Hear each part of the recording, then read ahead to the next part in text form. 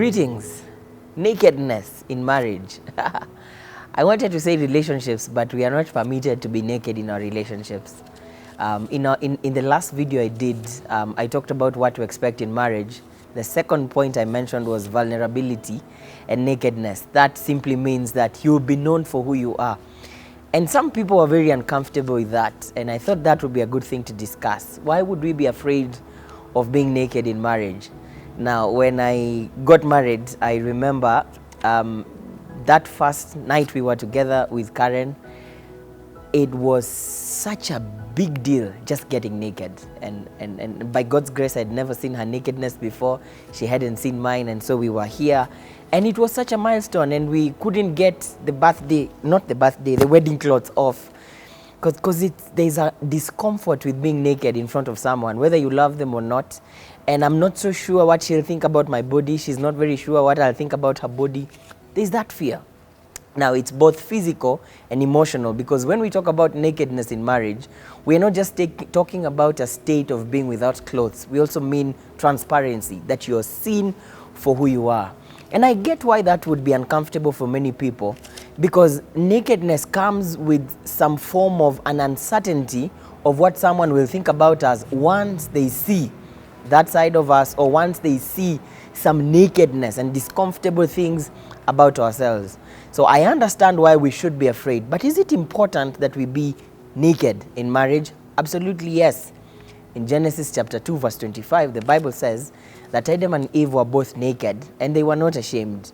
Now we can think of it physically, the state of being without clothes, but it's also a state of being transparent with one another. How can I be comfortable with letting someone know the really scorchy and uncomfortable and nervy things about myself? Now, you have to understand, if that marriage has to work, and if that friendship, let me just use the confines of marriage, because the aim is to help those that are looking forward to prepare adequately. One of the ways you build yourself for a successful marriage is that you have got to learn to be naked about yourselves. We have got to learn to be naked about who we are, about our lives, about our struggles, because then we make it easy for the person we are doing life with to journey with us. But how do we build this nakedness that is so comfortable that I can be bare and feel not judged? I'll just mention 3 pillars that will help us to build nakedness in marriage. Number 1, friendship. Friendship is a big deal.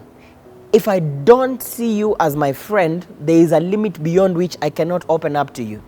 This is what you want to establish even before you get married. You want to make sure that you are a friend, that you know for sure. And I talked about this in my past video, what to anticipate friendship.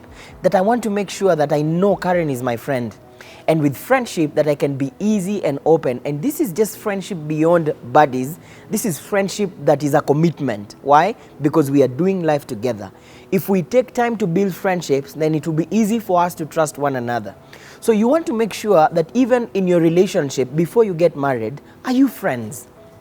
Are we building friendships? I know for sure there are limits beyond which we can express ourselves in the confines of friendships. And maybe we should do a video, how much information should I give when we are, just in that stage of friendships. But you want to build sincere, genuine friendship where I know, regardless of what I tell this girl, who's now my wife, she's my friend. The first reaction I'll get from her is, I hear you, before even anything else. So when we build friendships, we make it easier for us to be naked and vulnerable and open.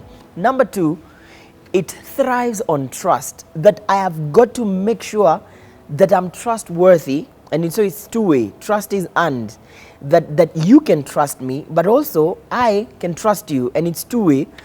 And how do we build trust? By learning to tell the truth, by learning to value honesty, by learning to tell it as it is.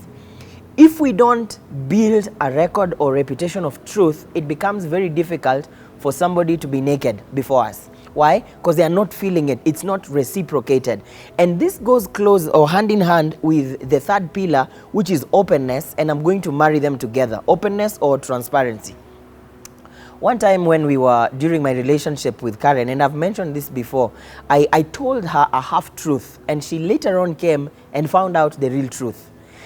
And so when we were talking about how much do you trust me, and she gave me a rating that was not very good, and she said the reason is because you told me this, but really the real story was this. And there was an aspect about trust that I had not earned. Why? Because I was uncomfortable of revealing certain things, not knowing how she would react.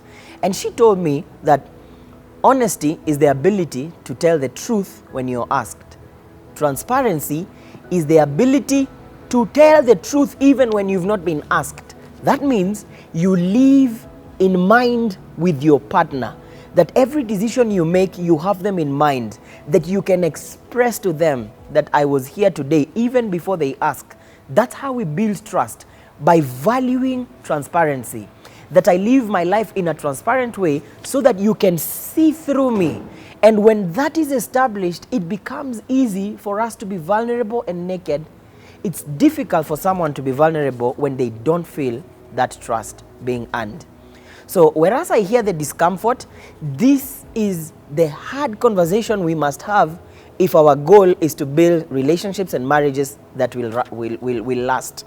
That you want to make sure you're living an open life, you're transparent, your phone is transparent, your chats are transparent, you know, your conversations with people are transparent, your relationships with other people are transparent. There are no passwords to it. Someone can see through, you see. And the more we value these kind of things, it becomes easier and easier to be vulnerable. And because I know she's my friend, I would come home today and I would say, today I struggle. I struggled with this particular thing. I struggled with that particular thing. Or I'm in this particular phase of life. So if we are to build vulnerability and nakedness in marriage, please let's observe those three things. Build sincere and genuine friendships. Number 2, trust.